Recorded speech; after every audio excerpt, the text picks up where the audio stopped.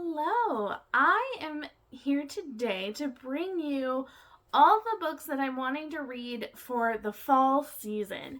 And when I had these books on my shelves, I had kind of like pulled some books off from different genres because I sort my shelves by genre. And I didn't think it looked like that many. And then when I pulled them down, I was like, it seems like a lot. I have like 3 stacks of books here.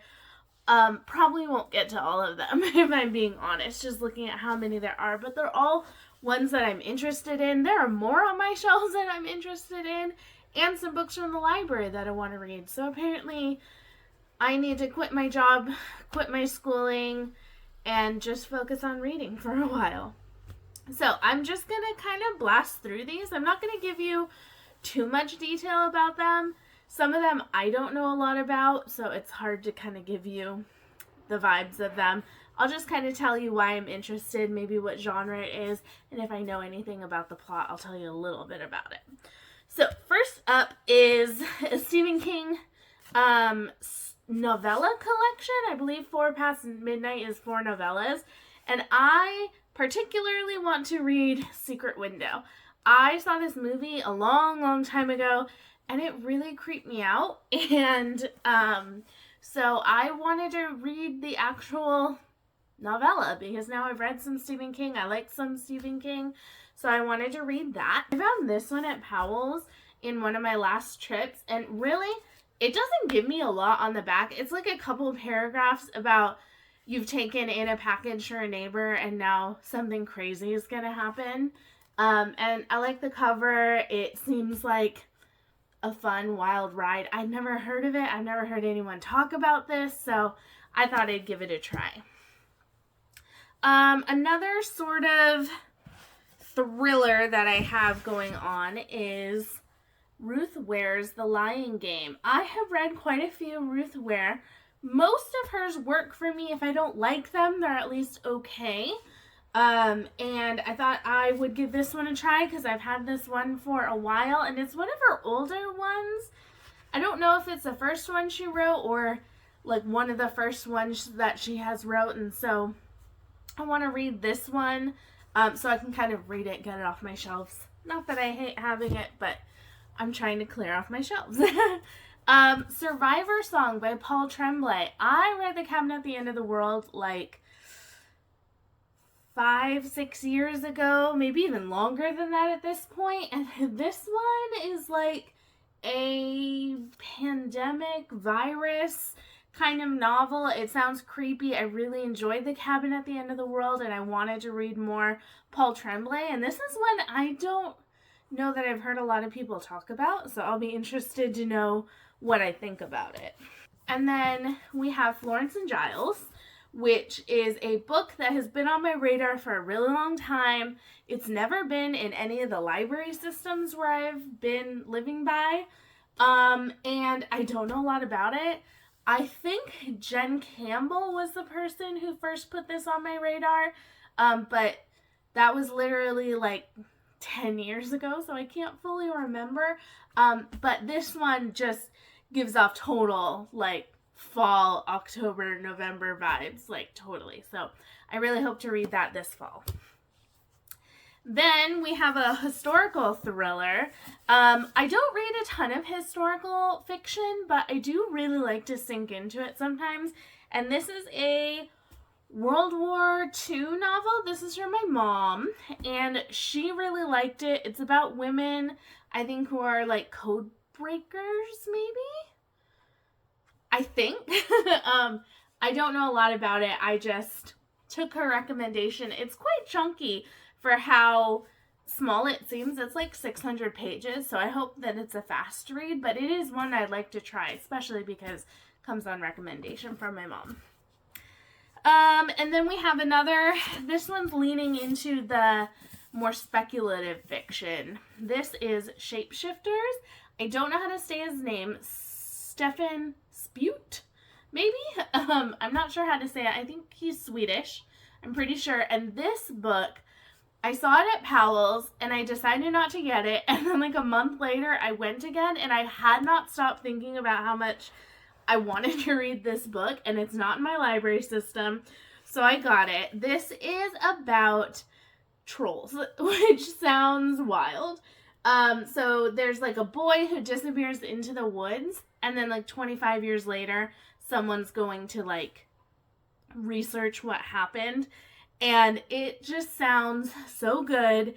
I like a chunky book to settle into in the fall and winter, and so I think this one would be good. And there's a sequel. I want to say that one's called like The Trolls, which if I really enjoy this one, I would try to get that one and read it too.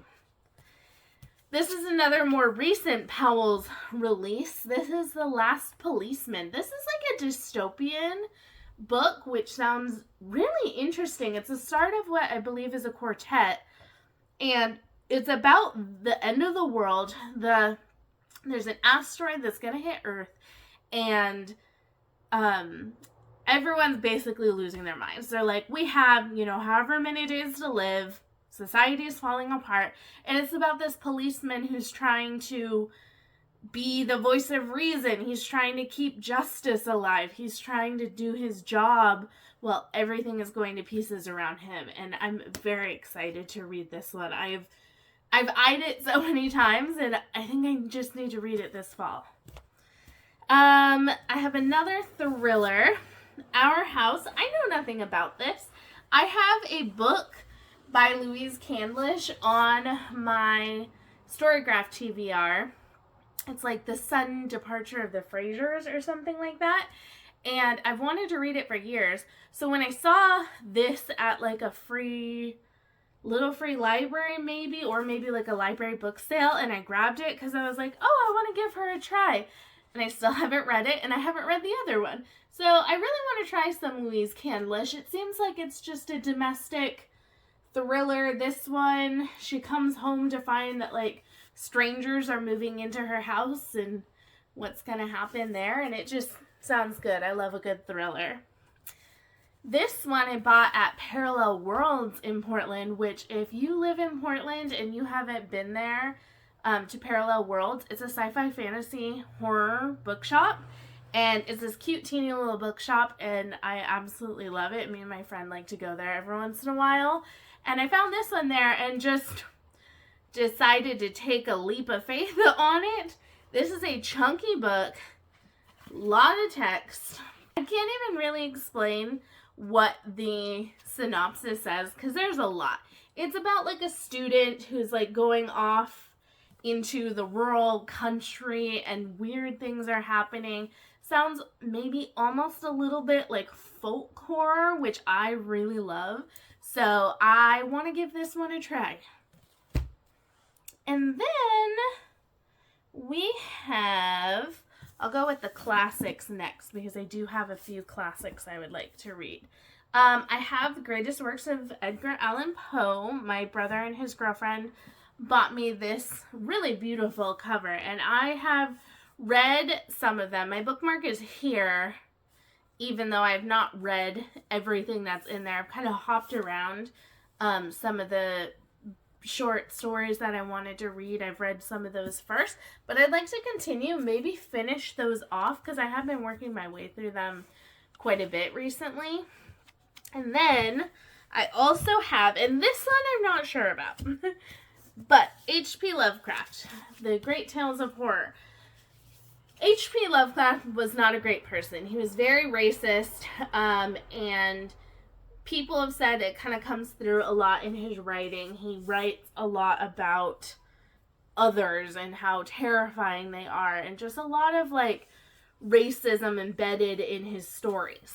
I have read the first one in this collection, The Call of Cthulhu, and it was fine. I did not really get a lot out of it. Like, I have a hard time even recalling what it was about, and I read it not that long ago. I think I read it in June. So I'm gonna read maybe one or two more and just see if I'm even interested in reading anymore. But I want to try this and probably get it off my shelves because it's been hanging around for a while. And then another classic I want to read is North and South by Elizabeth Gaskell. I have had this book on my TBR for so long. Like, I bought this new, I believe, and like the pages are already getting discolored. I know it's not the highest quality. These Wordsworth classics are not that great quality, but I do like how they feel when I'm holding them. But I want to read this one. I don't know a lot about it other than I believe it's Victorian. I might read it for Victober. And I really don't know anything about it other than a lot of people love it. Elizabeth Gaskell is a writer who a lot of people love, and I've just been feeling kind of like I want to settle in to a classic because I haven't read a proper classic in quite a while. So I have The Children's Hospital by Chris Adrian. This is a book that every time I read the synopsis, I'm like, yes, I need to read that. That sounds so wild, so interesting. And then I immediately forget what it's about. I don't know why. But I have it, and I would like to read it. It's just chunky, like a lot of these books are. But like I said, I like reading chunky books in the fall. So I like to read this one. If I remember right, there is a little bit of a speculative element in this. So I think that'll be interesting to read. And then this one is not speculative. I forgot I had this one. Maeve Binshie's Terror Road. I love the movie The Holiday. It's one of my favorite movies of all time. I've watched it so many times. And this kind of gives me that vibe. So Maeve Binchy is an Irish writer, I believe. And this is about two women who are switching homes and just about what happens to them. And that's kind of the premise of The Holiday. And I just think fall would be the perfect time to read this. And I would like to try Maeve Binchy. I have 2 other books, I believe, of hers on my shelves. So if I don't like this, I might be able to move all of hers off the shelves. And if I do like it, I have some more to sink into. Then we have I have the first 2 books in this series. So this is the Gail Carriger's Alexia Terabati novels. This is a kind of steampunk but paranormal mysteries basically. So she is the detective of this novel, and I believe there's a guy, and there's a whole will they won't they romance kind of thing going on, which I just kind of love in my series. I love a good series of just following this one couple, and I think this sounds interesting. I read 8 pages of it a while ago for a readathon, and then I put it down, but I was really into that first 8 pages, so I want to get to this one, and then if I love it, get to this one, and then maybe get the rest from my library and smash through a whole series. I would love that.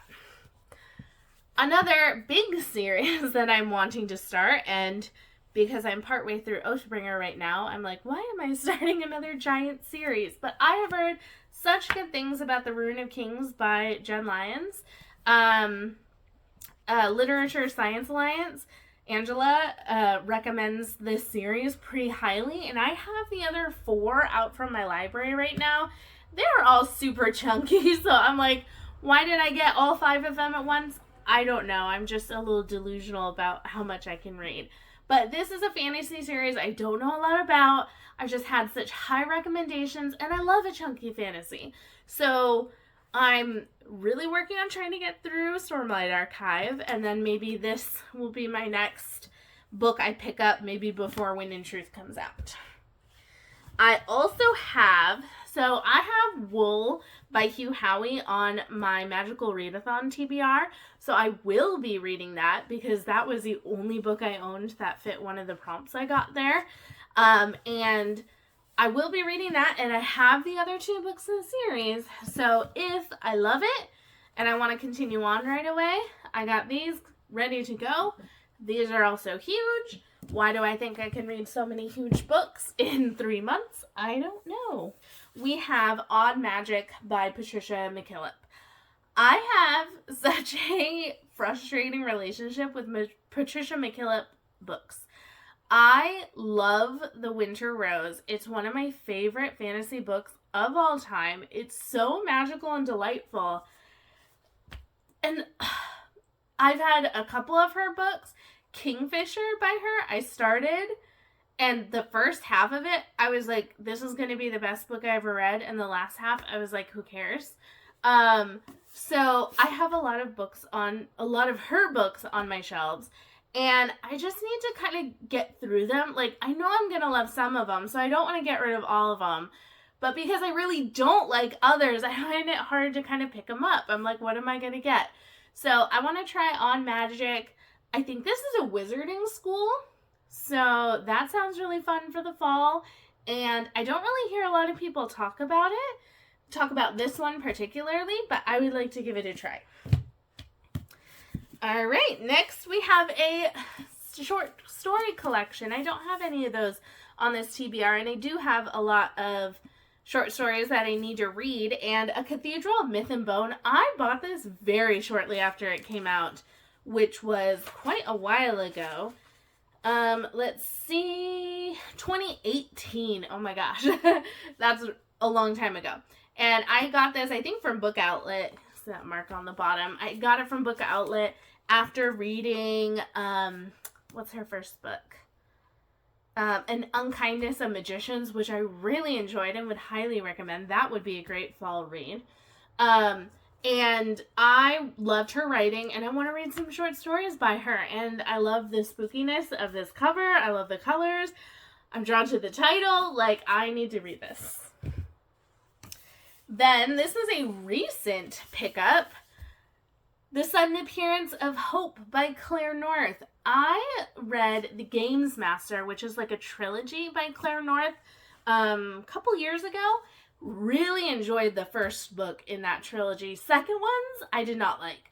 But this one is about, I want to say it's a woman who it's about a girl who, when she was young, people would not remember her. Like, her parents would forget she existed. And then I think suddenly, someone, can see her and remember her, and that's new.